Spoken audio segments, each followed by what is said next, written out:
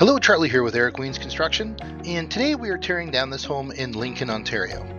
We are doing this in preparation to start building a new home in its place. Now, you might be asking yourself, wouldn't it be easier to buy vacant land to build on?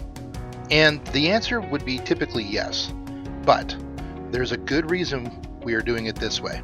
You see, right now in Niagara, we can do it this way, and permitting costs are only about $6,500. Not bad, right?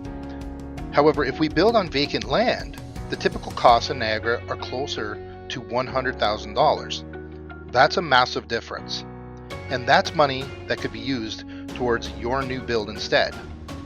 At Eric Weens Construction, we care deeply about educating our clients on their options and being good stewards of your build resources.